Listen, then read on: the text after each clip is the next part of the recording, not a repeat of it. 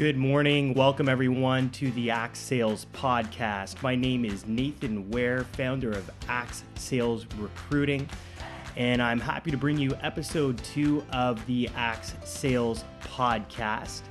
As you know, you can find more valuable content, blog posts, writings, and if you are a company seeking out sales talent or a sales talented individual yourself, we've got pretty valuable content on the website, as well as quite a few different opportunities available for you sales professionals across North America and any companies, hiring managers out there looking to bring talent or add talent to their organization. Please visit www.axesalesrecruiting.com for more information. So I'm really happy to bring you guys episode 2 of the Axe Sales Podcast. Been on a little bit of a hiatus as a new father. Jackson is now 3 months old, and I tell you, it's quite the blessing. But those valuable blocks of time you used to be able to schedule out in life are now valuable and precious moments. So he's actually asleep while I'm recording this. So hopefully I have a lot of time where I can deliver as much content as possible. So it's been a busy few months, and I've been thinking about what I really wanted to bring on the additional podcast here on episode 2 and of value. And I was thinking about some of the clients I've been representing as of late. And interestingly enough, I definitely want to talk about why sales should be an entry point for almost all or any graduating individual from university or college, no matter what space you're practicing in. And secondly, I want to touch on a little bit of a book I read.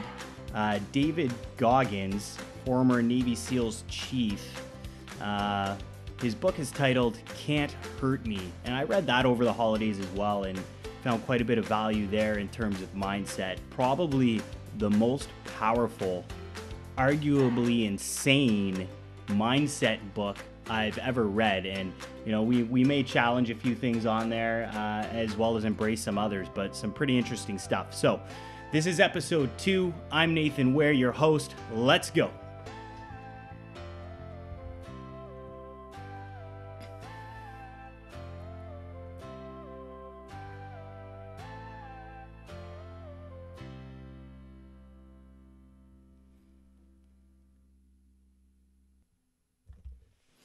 So I wanted to lead today's conversation. We're Saturday, January 26, 2019. Thanks for joining me this morning or whenever you had an opportunity to tune into this podcast. But I wanted to lead today's conversation about sales and why most people need to give sales an honest and earnest shot earlier in life rather than later. But at some point, definitely. And the reason being, we're currently at Axe Sales Recruiting representing a client, a multinational, who hires exclusively or mostly exclusively entry-level salespeople.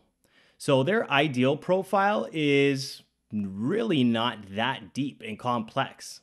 There are 2 main requirements for at least getting an opportunity to interview or your foot in the door is an honors degree and a personality.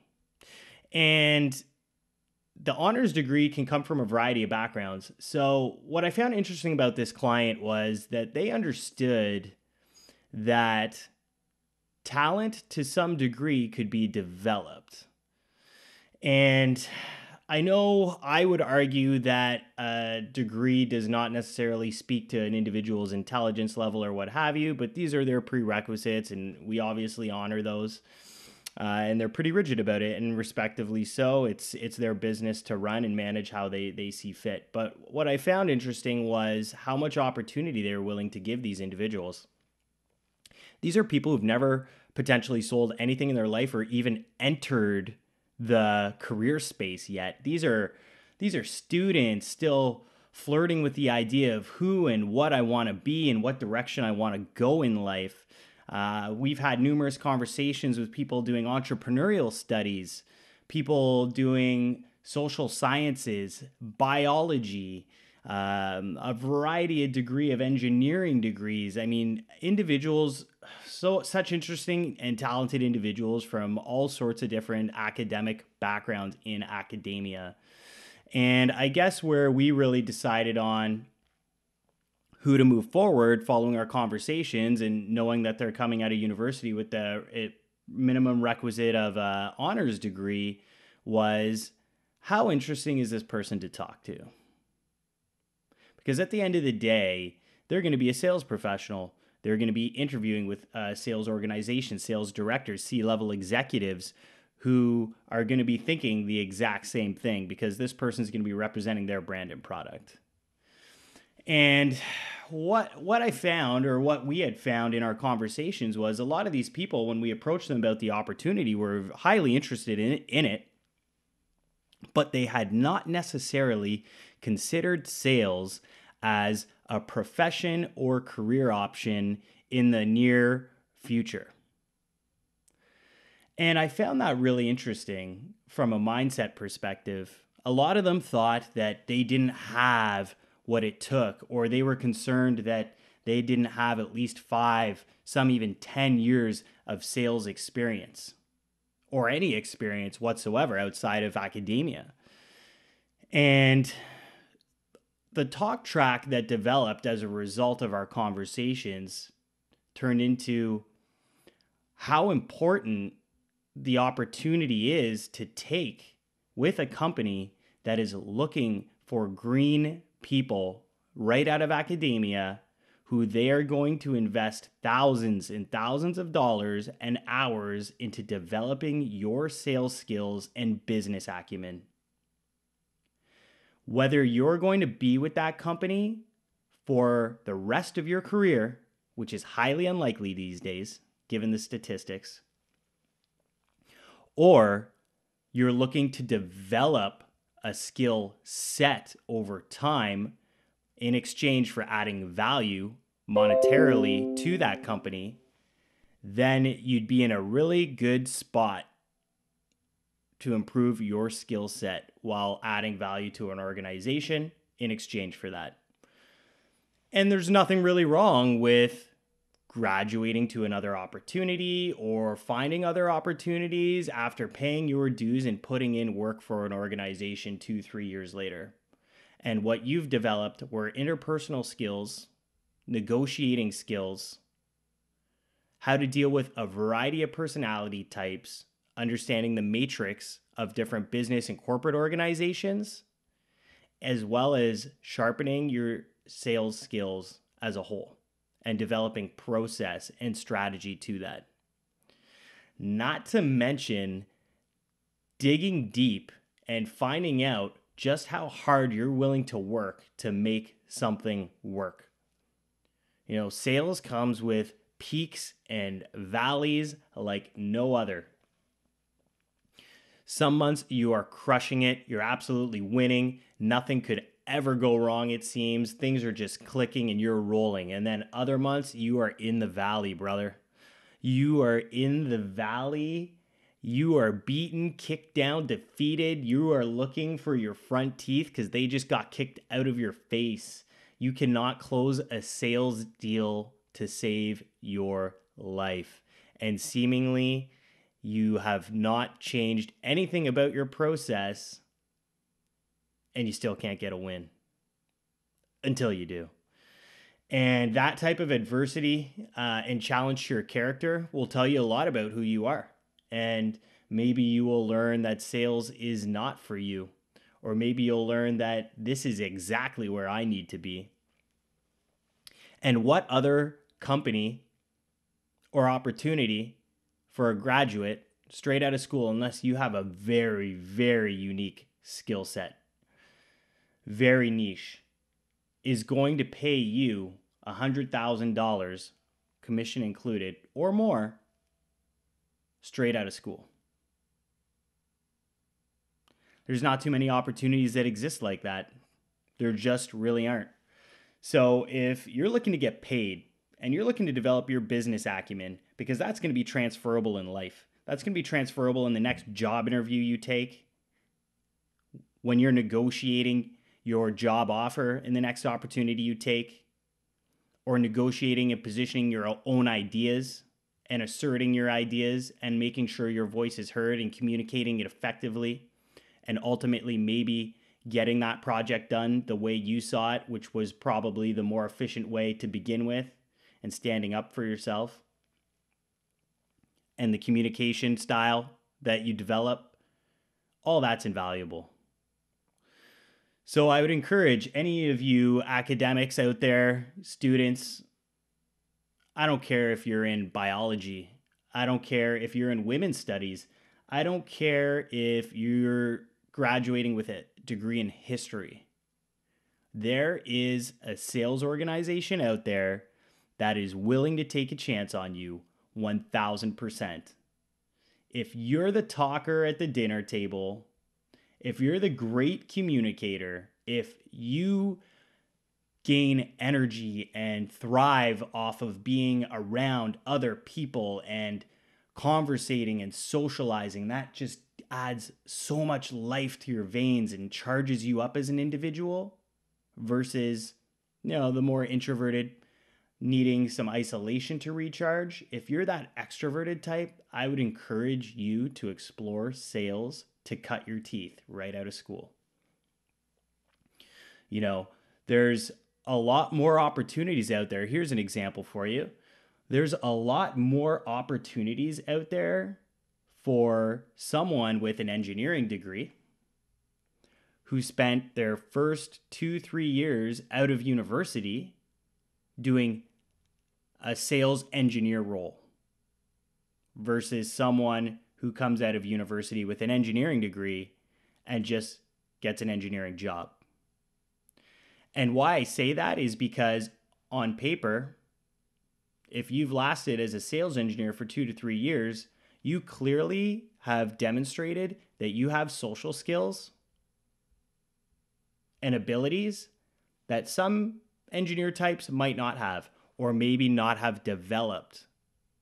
So when it comes time for you to apply for, maybe it's an engineering role or a senior engineering role, and you're against all these other engineer graduates who've done some internships or maybe some entry-level engineering roles with other companies, and now you guys are competing for a bigger engineering opportunity at the same firm or company, who all of a sudden has more skill sets and value to add to the organization all of a sudden?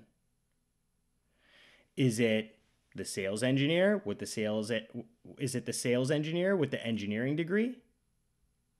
Or is it the engineer with the engineering degree?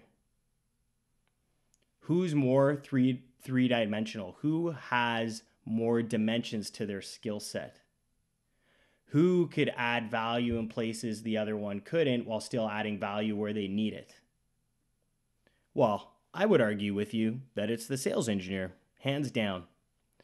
That's someone that you can get in front of people. They might even be in a position to do something in a leadership capacity down the road, or do some customer-facing work with more technical people from your client side as well, and meetings.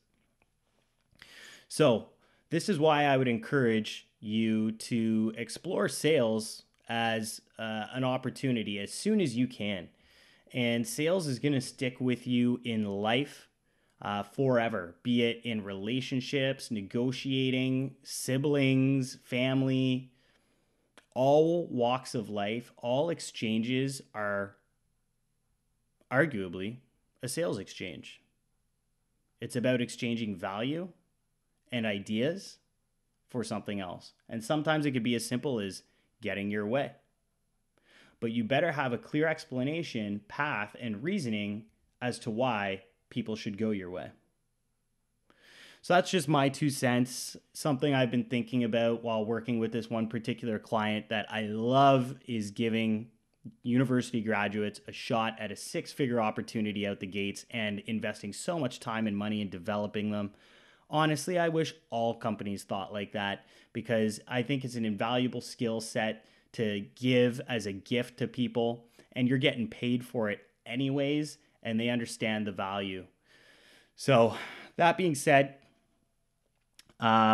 really excited to be working with that particular client going forward into 2019 as well, and lots of projects coming up with them across the United States. If you'd like to learn more about them, again, reach out to me. info@axsalesrecruiting.com is my direct email. I'd be happy for anyone who is legally eligible to work in the United States, is graduating in May 2019 or recently has graduated.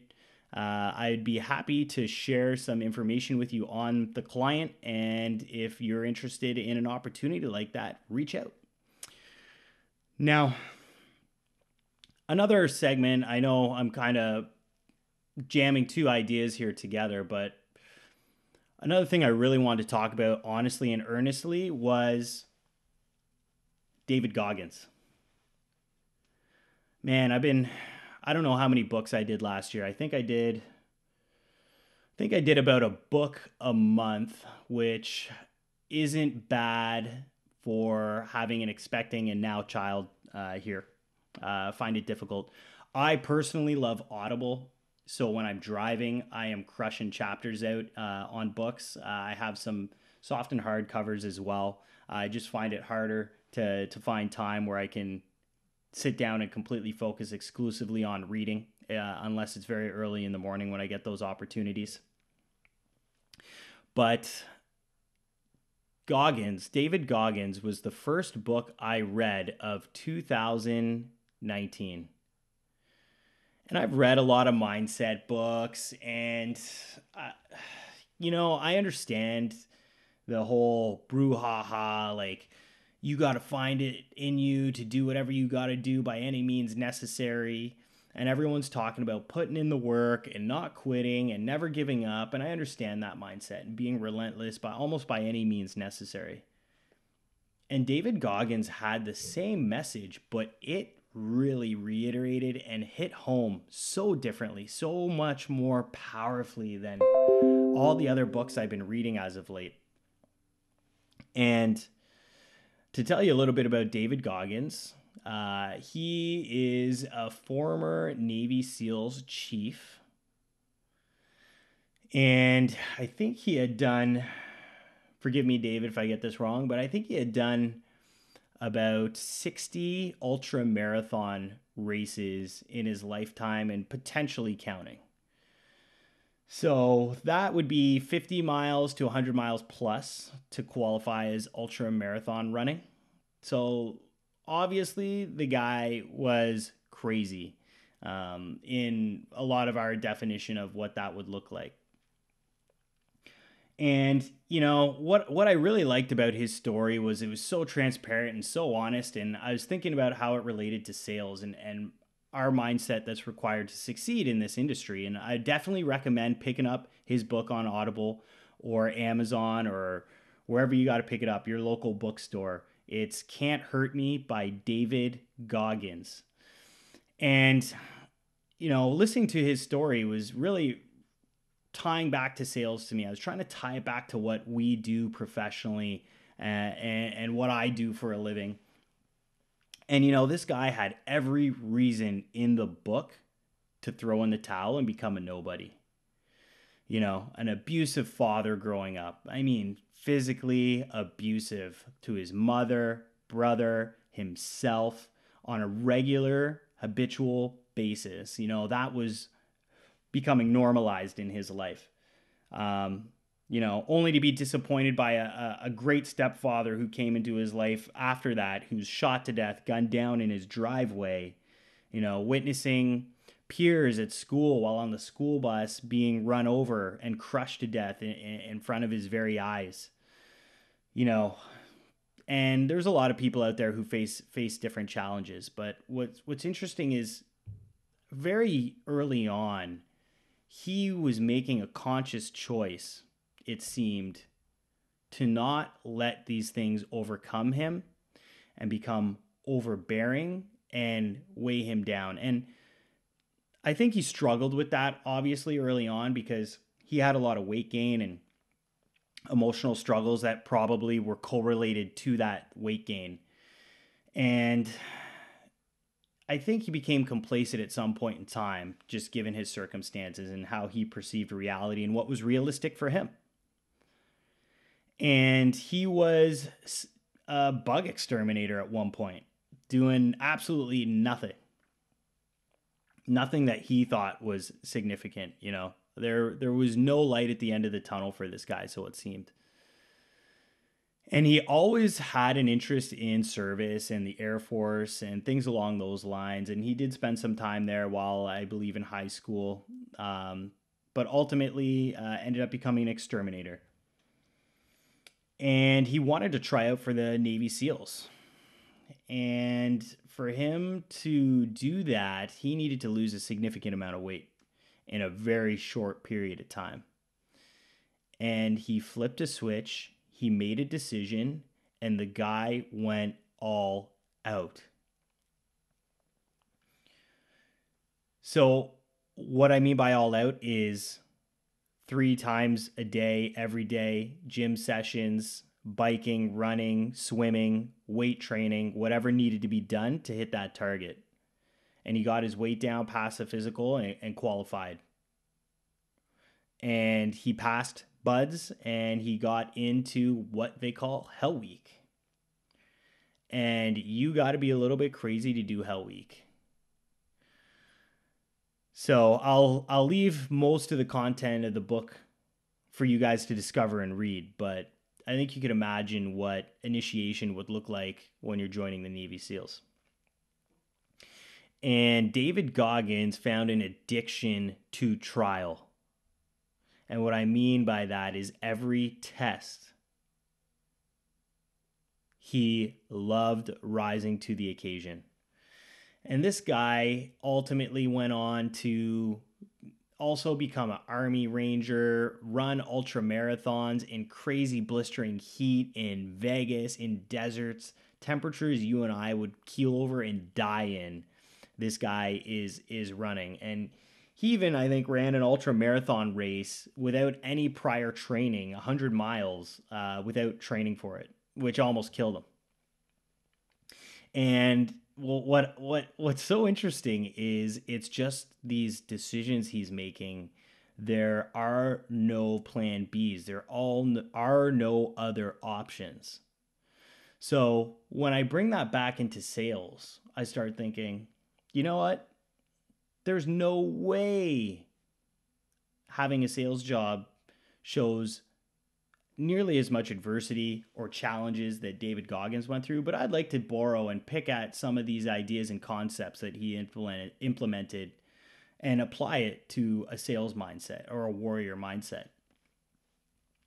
And ultimately, all he did was give himself no other option and no other way out. There was nothing else that could take place. And he would argue that when you're at the end of your rope and you're ready to throw it in and quit, you got at least 40%. You got another 40% of what you can do. So you just flirted with a little over halfway of your actual true potential. And we're talking about being down and out and ready to throw in the towel, physically, mentally, spiritually done. You can dig deeper.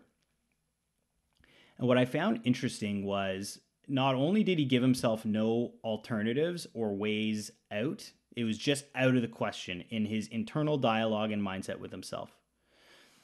Something I implement, and clearly not as well as David Goggins, I'm no David Goggins, but something I have noticed in my own weight training, or even when I was out in the field doing sales, or even now recruiting, is you will face adversity. And most of us, when we face that adversity, need to be very, very, very mindful of the conversations we're having with ourselves. It is a conscious and intentional practice to have a warrior mindset and a achieve over anything else mindset. Because when we face adversity, let's be honest, the first instinct we have is this downward feeling. We start questioning our abilities and wondering if we actually can do this. And if you start doing that, it's just a downward spiral from there. And you're going to take yourself out.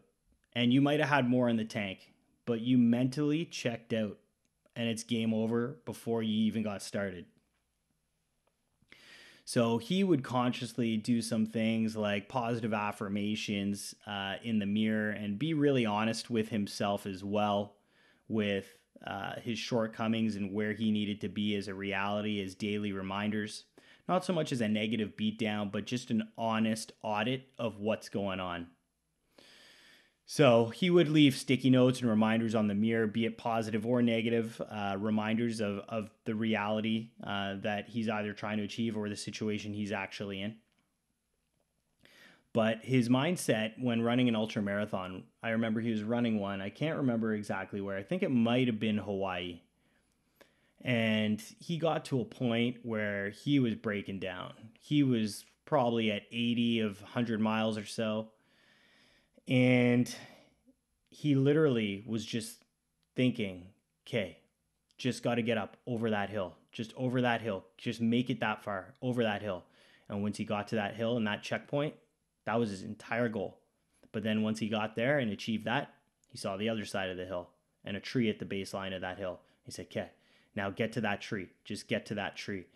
And he literally just kept setting micro, realistic, attainable goals that he could see and actually reach for over and over and over and over again until he finished that race. And I found that so interesting because what happens when we face adversity and challenges is we look at the whole thing. If we look at the entire thing and we drown in it, we drown in how monumental of a task we have in front of us.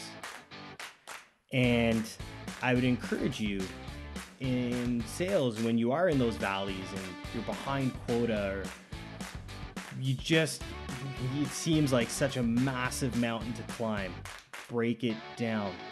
Break everything down into clear, logical steps, and I promise you it will turn around through process. That process will save your quarter, it'll save your year, it'll save your mindset, it'll save your reputation as a professional. Break it down, do the achievable tasks, get the calls in, hit a benchmark for calls that is consistent and constant no matter how the month is going. Stay disciplined on those behaviors that'll get you there. How many presentations are you having, top, bottom to finish and completion? How many of those are you having on a daily basis? Continuing to grow your pipeline. Set a follow-up goal for yourself on people who've already been presented to and are in process. Be disciplined and methodical about this. And these little goals on a daily basis are going to add up to contracts getting signed and you winning deals.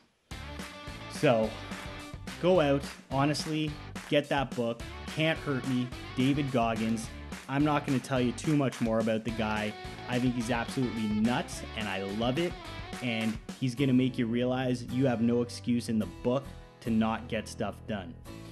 I'm Nathan Ware. Thanks for listening to episode 2 of the Axe Sales Podcast. I hope you enjoyed my brief review of Can't Hurt Me by David Goggins, as well as my insight into why everybody needs to give sales a shot at some point, sooner hopefully, rather than later, as a career option and choice for their own personal development and growth.